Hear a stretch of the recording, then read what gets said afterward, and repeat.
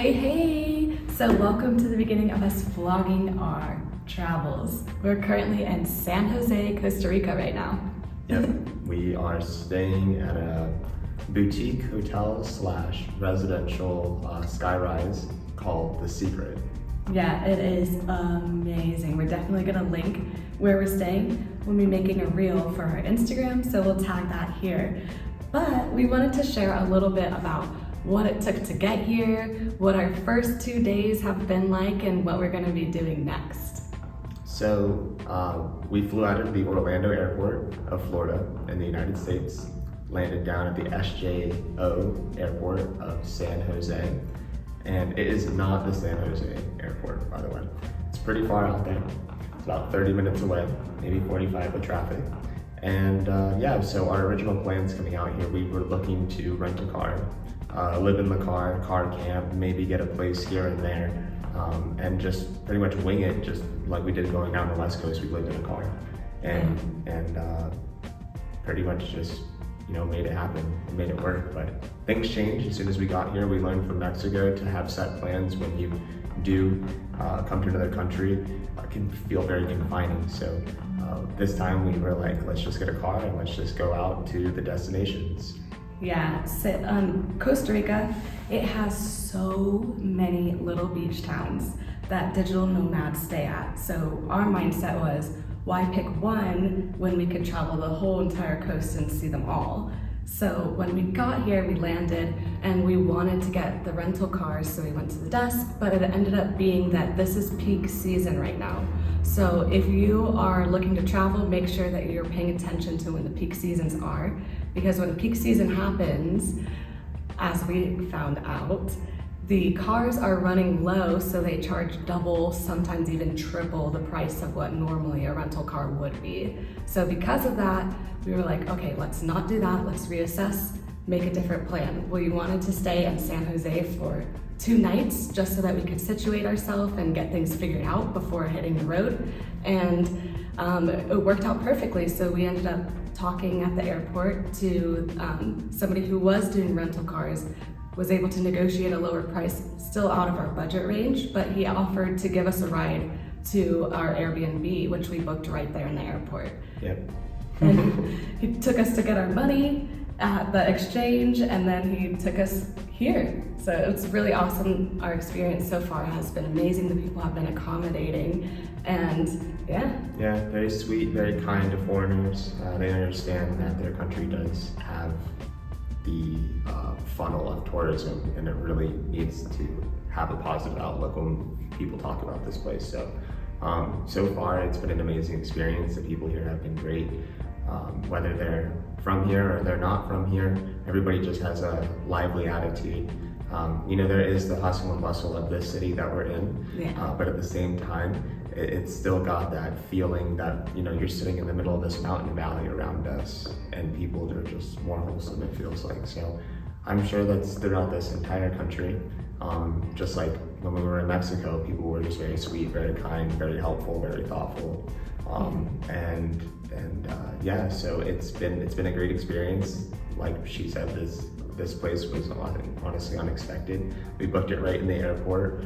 We got 2 nights for just about $100, which is amazing, because you get a place like this, honestly, in the States, and it's gonna cost you at least $400. Literally, this place is so nice. Yeah, it's quite the boutique. It's quite the boutique. Even just the room that we're sitting in right now is amazing. I mean, we're surrounded in a circle of gold chains with mirrors behind us, and usually yellow paint doesn't work, but they made yellow paint work in this room. Yeah. So I wanted to share like a few things that we did learn from our drive here. So it was 45 minutes. The traffic is really steep here. I think maybe, I don't know why it is, but there's a lot of traffic in San Jose getting out of the airport. But on that long drive, since it was 45 minutes, we talked with our driver, and he was telling us that the reason that people are so nice here is because since this country does rely on tourism, they want to make sure that you go home happy and wanting to come back and telling more people to come. So you'll notice that people will actually, they'll see you, they'll check in on you, they'll say, how are you doing? And even if they don't even know you. We went to go get food and we were walking downstairs and we couldn't find any food because it was late at night, our first night. And we walked into a place, they didn't have any vegetarian options, but they were willing to go and walk and find veggie patties, bring it back and cook it for us. And yesterday morning, we had breakfast and we were really craving chiquilas, which is a Mexican meal, which they don't have here. Yeah, but the people were so nice, they were willing to make it for us. And they looked at pictures and they made it in the back and they brought it out. It wasn't the same. What we were expecting, it was definitely different. It was interesting, to say the least. Yeah, but they were nice enough to make that happen for us, and we're really seeing that speak through in the culture here, that they want to make sure people are happy, they want to make sure people are healthy, and they want to make sure that you want to come back too. So this is definitely a good place to visit, especially if you're a new time traveler. Yeah, San Jose is definitely a great place to accommodate yourself, get situated, make a game plan, and then just head out. So today we're heading to Waco, spelled J-A-C-O. We thought it was Jacko.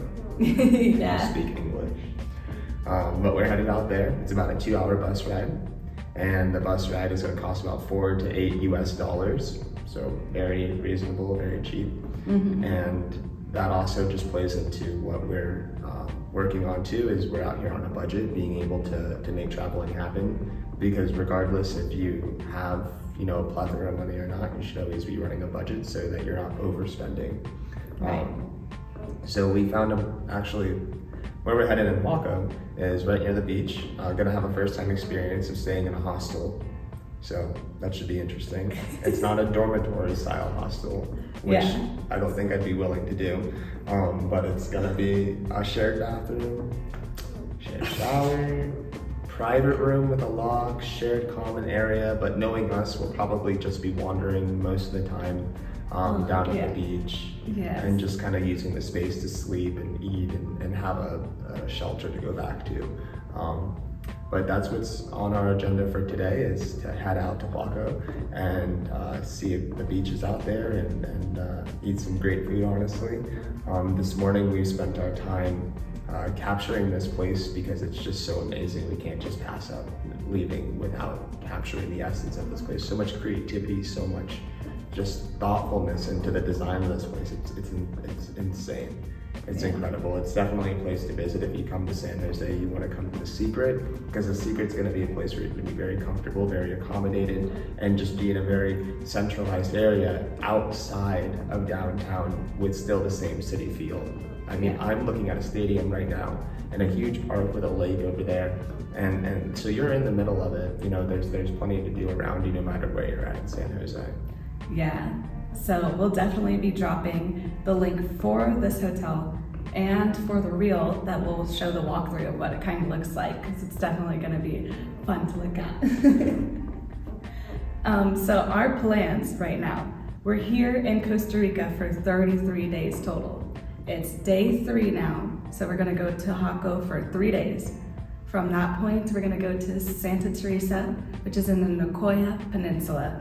So we're gonna have to drive up, take a ferry to cross over, and then we'll be staying in Santa Teresa, which is a very popular digital nomad town with a lot of close beaches nearby that we'll get to explore as well.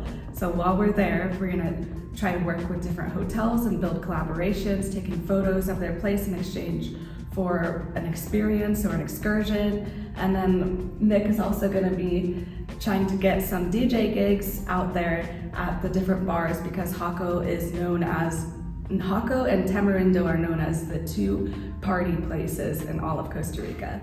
So we're gonna see what happens and wing it, but we'll definitely be keeping you guys updated. Yep. Welcome to the vlog.